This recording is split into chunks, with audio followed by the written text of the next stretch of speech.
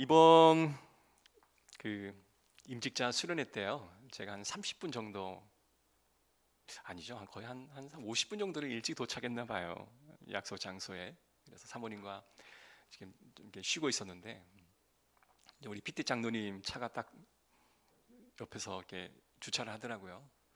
근데 우리 김현서 집사님이 내리시는 거예요. 그래서 얼마나 반갑고 감격스러웠는지, 사모님이 머리가 떡이 돼가지고 이게 차 뒤에 이게 잠깐 이게 쉬고 있으니까 머리가 떡이 됐잖아요. 그 머리가 그냥 산발이 된 채로 그냥 막 나가가지고 반갑다고 안아주는 그 모습을 보면서 더 감격스럽더라고요. 사실은 한 4년 전에, 4년 됐나요? 그죠? 4년 정도 된 전에 어떤 그 낙심 때문에 교회를 출석을 못하고 다른 공동체에서 훈련을 받고 있다가 어제 같이 오셨습니다. 그래서 더 감격스러웠던 것 같아요. 오늘 우리 김종훈 집사님, 백세훈 집사님, 김유미 집사님 만나니까 또 그 감정이 또 드는 것 같고, 너무 이렇게 반갑고 또 감사한 마음도 드는 것 같습니다. 그래서 이번 주에 주제가 뭐였냐면 낙심이었어요. 왜 임직자 수련의 마지막 시간에 공과가 낙심이라고 하는 주제로 하나님이 허락하셨을까? 보통 많은 사람들이 그 낙심 때문에 교회를 떠나고 또 낙심 때문에 많은 고통을 당하는 것 같습니다. 그래서 사실 그 낙심의 주제를 우리가 완전히 마스터할 수는 없고 다룰 수 있는 모습들은 없지만, 그러나 그것들을 잘 다루는 그런 영적 돌봄 전문가들이 더 많아졌으면 좋겠다라는 생각들을 많이 하게 되었습니다. 교회란 뭘까요? 오늘 이 본문에 이제 들어가서 많은 사람들은 교회가 뭘까라는 이 주제에 대해서 혼재되는 그런 생각들을 많이 하게 됩니다. 여러분들이 오늘 명절이 되어서, 분명 권사님 그러셨을 거예요. 오늘 다 한 자리에 모였으니 오늘 우리 열리문 교회 가서 예배드리자. 알았지? 그러니까 우리 자손들이 다 합의를 하고 명절이 되었으니 어머니가 섬기는 교회에 가서 예배를 드리겠다라고 여겨졌으니, 또 수용되어졌으니 교회 와서 예배를 드리는 게 아니겠습니까? 만약에 여러분들이 오늘 약속 장소를 교회로 정하고 오늘 3시에 교회에서 만나요, 그러면 우리 교회는 단순히 약속 장소가 될 수 있을 것입니다.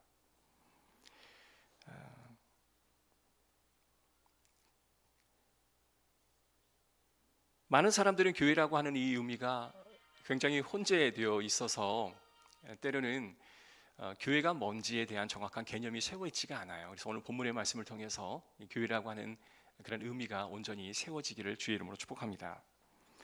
오늘 본문에 나와 있는 말씀 보면, 고린도전서 1장 2절의 말씀 보면 여기에 제대로 그 의미가 담겨 있어요. 다시 한번 읽어보겠습니다. 우리 장로님이 지금 상중에 있어서 그래요. 여러분 좀 이해를 해주시기 바라고. 상중에 있어서 우리 히터 좀 끌까요, 여러분들? 제가 끌게요. 좀 꺼주시기 바랍니다. 우리 1장 2절을 다시 한번 읽어보겠습니다. 시작.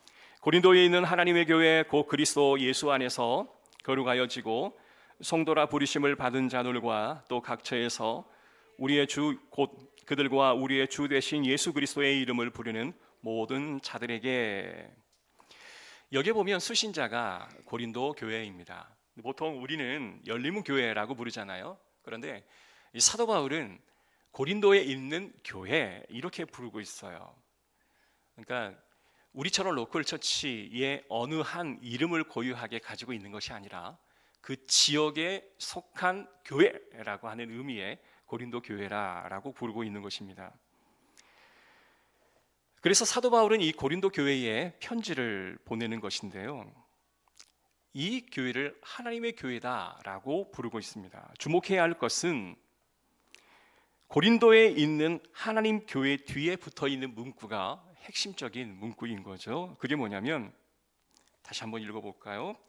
고린도에 있는 하나님의 교회 곧 그리스도 예수 안에서 거룩하여지고 성도나 부름을 받은 자들과, 이 구절을 우리가 주의 깊게 봐야 됩니다.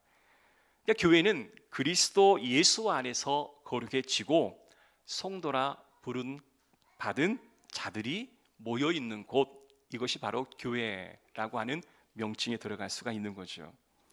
그래서 우리가 알 수 있는 것은 교회는 건물이 아니라 교회는 사람입니다. 교회는 어떤 건물과 예배 모임이 아니라 사람들이다라는 겁니다. 교회라는 것이 사람들이 건물을 예배당으로 사용하고 있고, 또 교회라고 하는 곳에 사람들이 모여서 예배를 드리고 있긴 하지만, 사람들은 교회라고 하는 이곳에 모든 사람들이 모여 있는데요, 하나님이 부르심을 받은 사람들이 모여 있는 곳이라고 우리는 교회를 생각해야 합니다. 그래서 우리는 교회에서 하나님의 부름을 받은 거룩한 사람들을 뭐라고 부르냐면 성도라고 불러요. 성도는 뭘까요? 거룩할 성, 무리도, 거룩한 무리들이 모여 있는 곳, 이게 바로 교회입니다.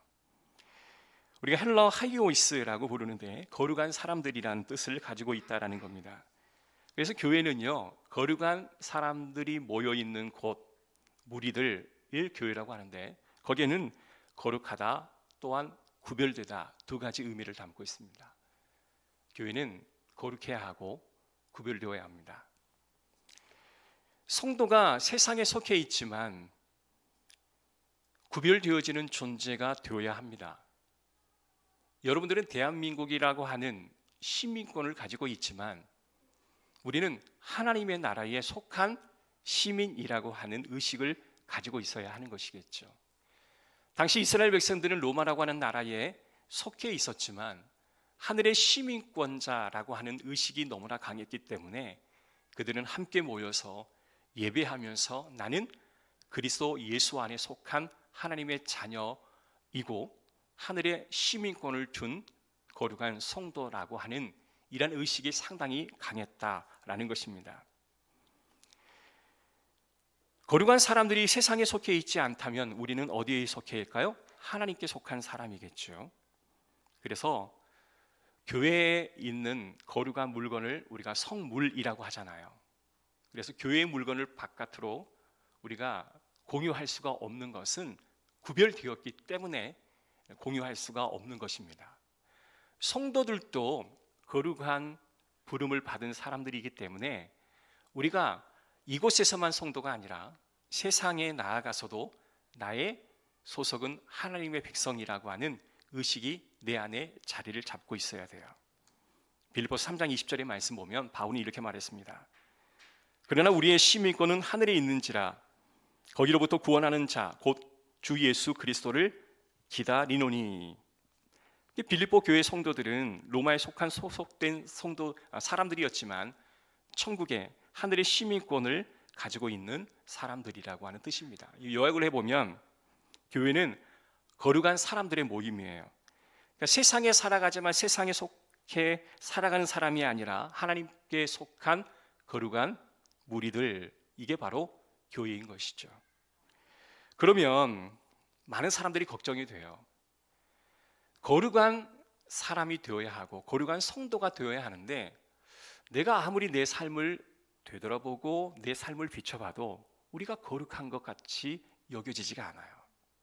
죄도 범하고 세상 사람들과 비교해 봤을 때 특별히 내가 하나님의 시민권자로서 구별된 삶을 살아가고 있지 않는 것 같다라는 느낌을 받습니다. 그래서 이러한 이야기를 들을 때마다 항상 마음에 부담이 돼요.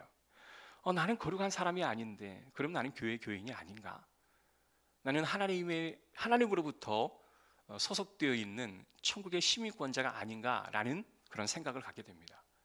그러나 이러한 걱정을 우리는 하지 않아도 좋아요. 이런 걱정을 한다고 하는 그 자체가 저는 참 고마운 생각이 들어집니다. 왜냐하면 많은 사람들이 그런 생각조차도 하지 않고 살아가는 사람들이 굉장히 많거든요.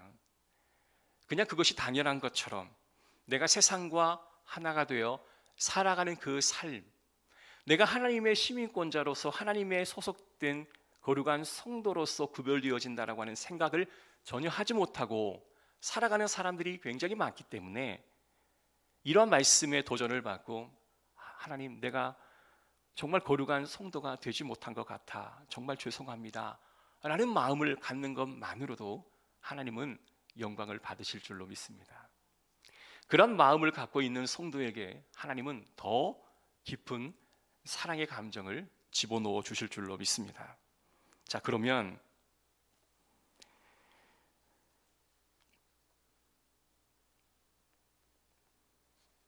우리가 거룩한 성도가 되는 것은 우리가 어떻게 하느냐에 따라서 달라지는 것이 아니라고 하나님께서 우리에게 말씀해 주십니다. 그럼 우리는 어떻게 하면 거룩한 성도가 될 수 있을까라고 하는 주제예요.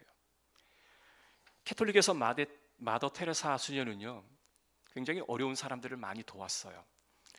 많은 사람들을 도왔으니 그가 거룩한 성도가 되어지는 걸까? 여러분, 스님들도요, 그냥 대충 그냥 수도 생활을 하는 사람들도 있지만 진심으로 자신의 수행을 하는 그런 스님들도 있거든요. 인간적으로 보면 참 대단하다라고 생각하는 사람들도 분명히 있다라고 하는 겁니다. 자, 수행을 많이 했기 때문에 내가 거룩해지는 건가? 내가 많은 사람들을 돕고 의로운 일을 많이 했기 때문에 내가 거룩해지는 사람이 되는 건가? 그건 결코 아닌 것입니다. 하나님께서 우리가 거룩한 성도가 될 수 있는 비결을 딱 하나를 우리에게 소개합니다.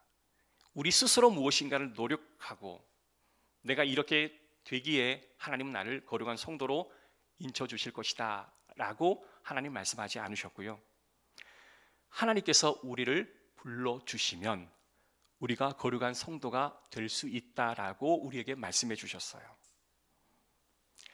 우리가 거룩한 사람, 성도가 될 수 있는 것은 하나님이 여러분의 이름을 불러주셨기 때문에 우리는 거룩한 성도가 되는 줄로 믿습니다. 그러기에 때론 내가 내 스스로의 모습을 봐도 쉽게 넘어지고 쉽게 무너지고 쉽게 상처받는 내 모습들을 보고 죄로 가득 차 있는 내 모습을 보면서도 우리가 낭망하지 않는 그 이유는 하나님이 우리의 이름을 불러주시고 우리를 교회로 보내주셔서 함께 믿는 사람들과 함께 무리를 형성하여 하나님의 귀한 일들을 감당하게 하셨다라고 하는 그 신앙의 고백이 저와 여러분 마음 가운데 있기 때문에 우리는 하나님 앞에 나와 눈물로 감사하며 기도할 수 있는 것인 줄로 믿습니다. 그렇다면 하나님은 우리를 어떤 과정을 통해서 성도로 불러주시는 걸까요?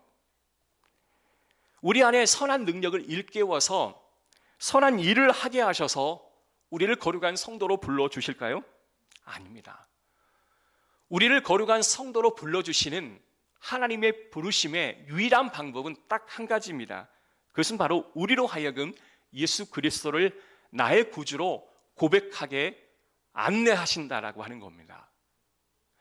그래서 우리가 세례를 받거나 문답을 할 때 그가 생각하는 그리스도에 대한 자의식, 그분이 예수 그리스도를 어떻게 인식하고 있는가에 따라서 그에게 세례를 주고 그에게 성만찬 예식을 거행하는 것입니다. 과거에 진중 세례식을 참 많이 했습니다. 군대 군인들을 다 모아놓고 목사님이 이렇게 광고를 하죠. 다음 주에 세례를 받을 것이니 세례를 받기 원하신 분들은 고소하십시오. 그러면 그들에게 집중적으로 세례를 줘요. 근데 그것도 굉장히 의미가 있습니다만은 진심으로 1대1의 면담을 통해서 그 사람 마음속에 주 예수 그리스도를 고백하는가?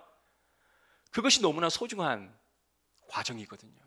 이 저희 교회의 어떤 성도님들도 진중 세례를 받았어요. 교회에서 이미 세례를 받았어요. 그러나 목사님의 말씀을 듣고 보니 내 안에 정말 예수 그리스도를 나의 구주로 고백했던 경험이 없었던 거예요. 그래서 다시 한번 저에게 세례를 주시면 안 되겠습니까? 라고 부탁을 하는 거예요.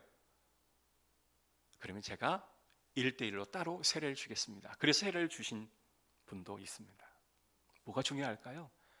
하나님께서 나를 부르셔서 나를 자녀 삼아 주셨다라고 하는 그 감격, 그리고 내 입술을 통하여 예수 그리스도는 메시아이며 하나님의 아들이라고 하는 내 감격의 고백, 그 고백과 함께 더불어 우리를 성도로 불러주시는 줄로 믿습니다.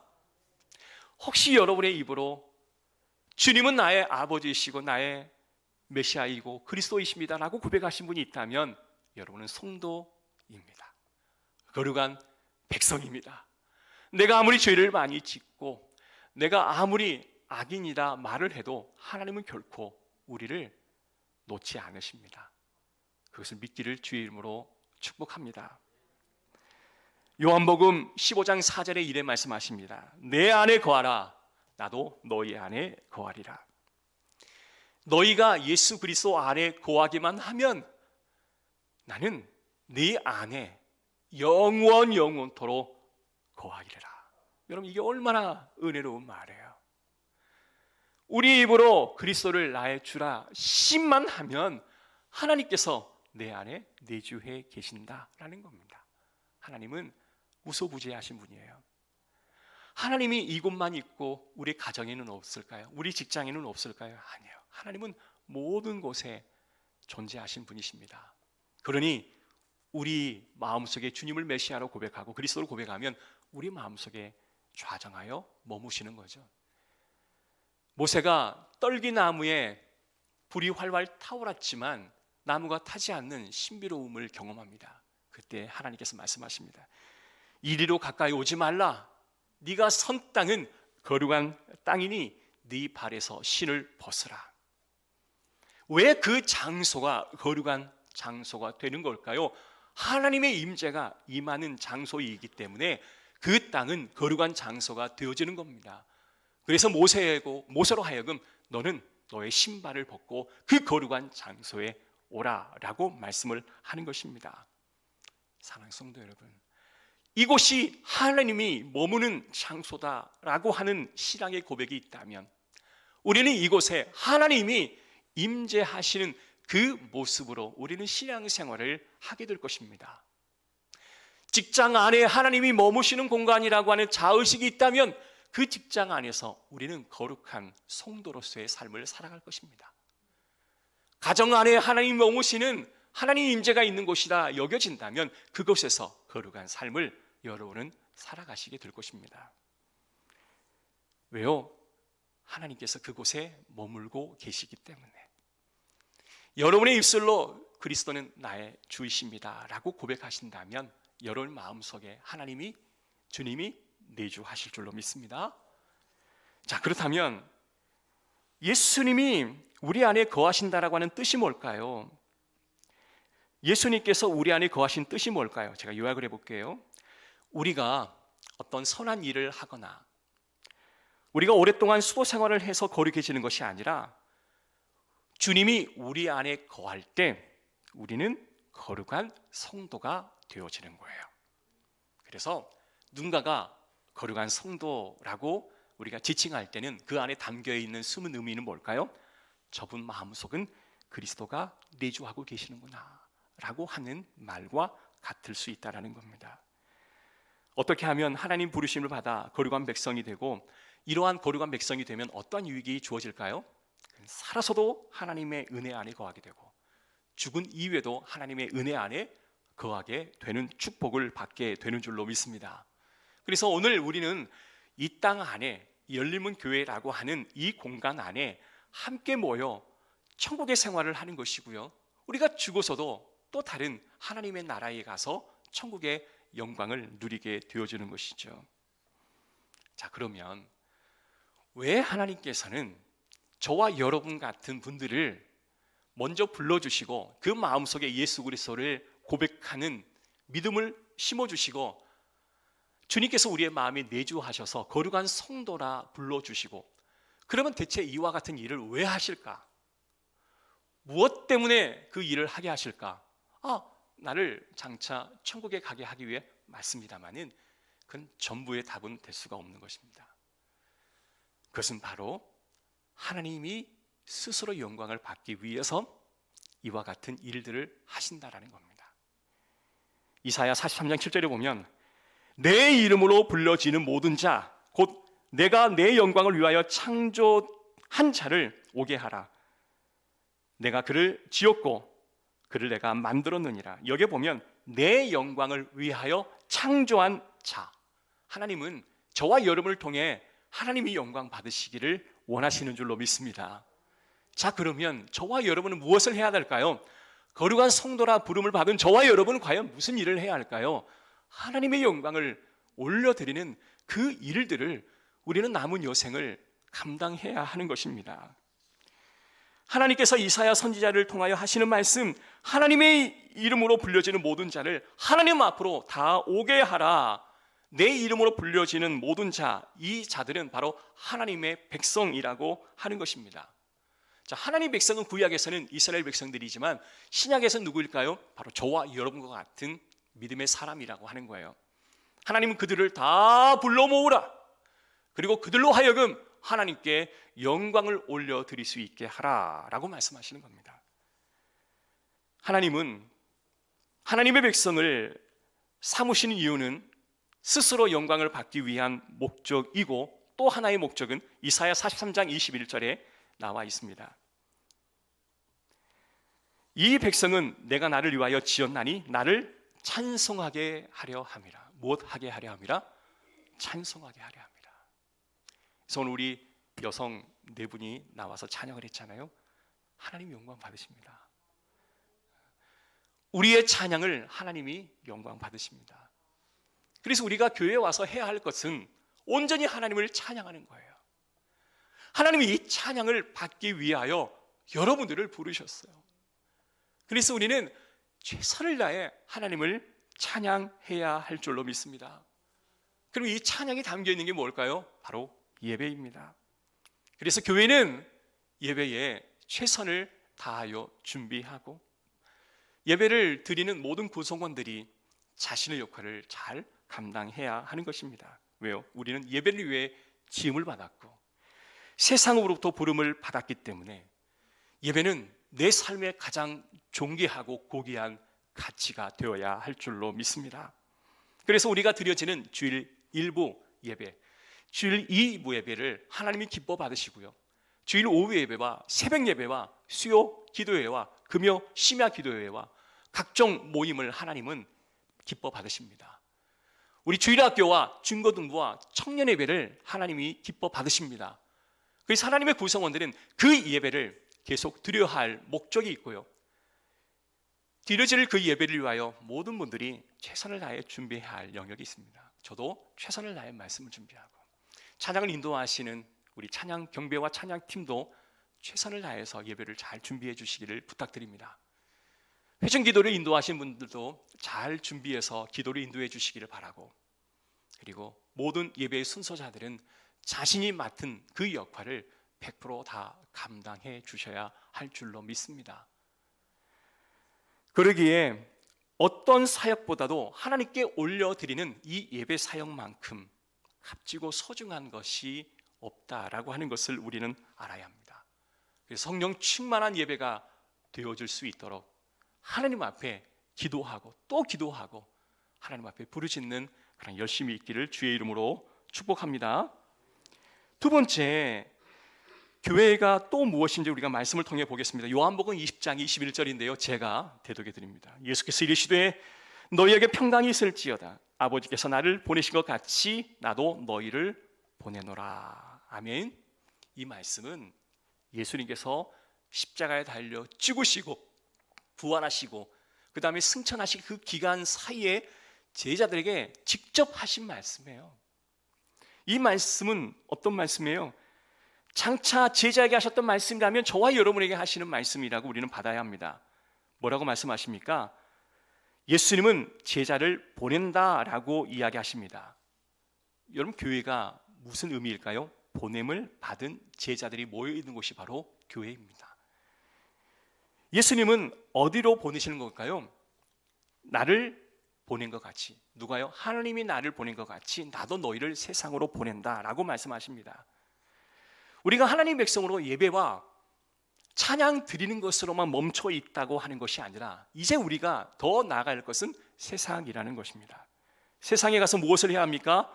교회가 세상에 가서 할 것이 무엇입니까? 아버지께서 예수 그리스도를 보내신 것 같이 그리스도께서 나를 세상 가운데 보내셨다면 무엇을 위해 보내셨을까요? 바로 복음 증거를 위해 저와 여러분을 세상 가운데로 보내셨다라는 말씀이에요.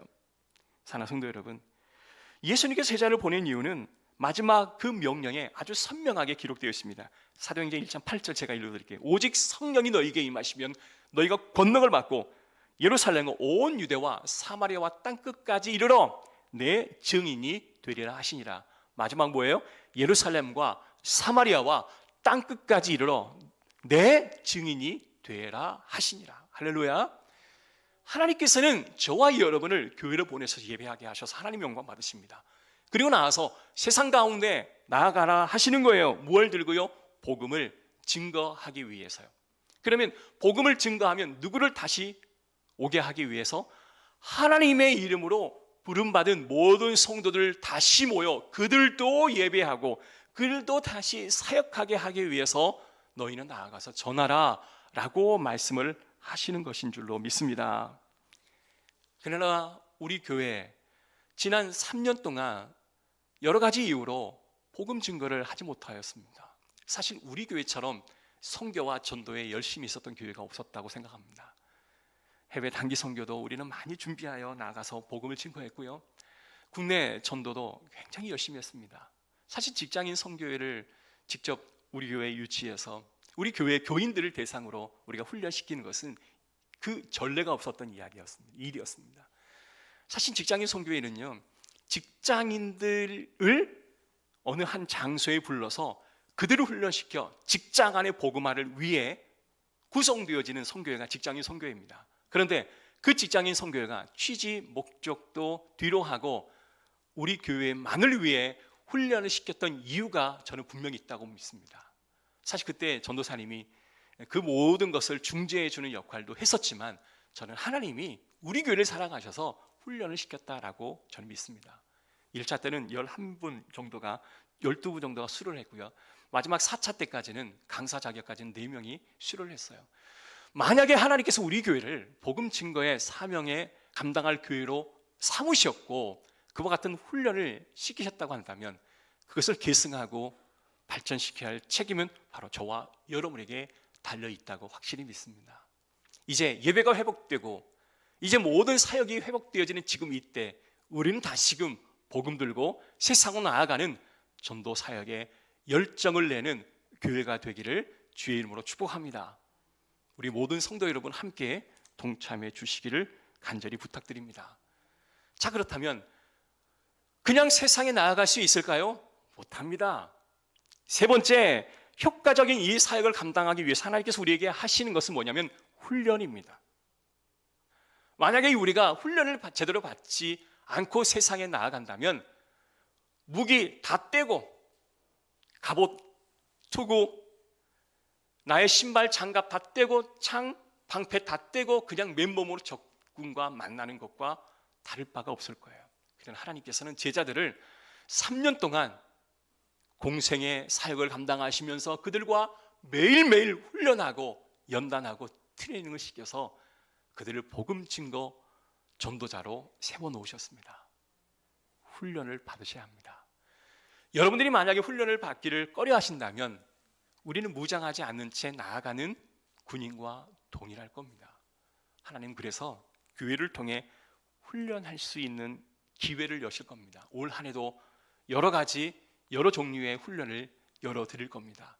그럴 때마다 적극적으로 참여하셔서 하나님이 나를 거룩한 성도로 부르셨던 그 목적을 실행하기를 원하신다면 먼저 훈련에 동참하시기를 바랍니다. 그러면 하나님께서 여러분을 들어 사용하여 주실 줄로 믿습니다. 사랑하는 성도 여러분, 다음 주에는 우리가 사역의 밤으로 하루를 보낼 것입니다.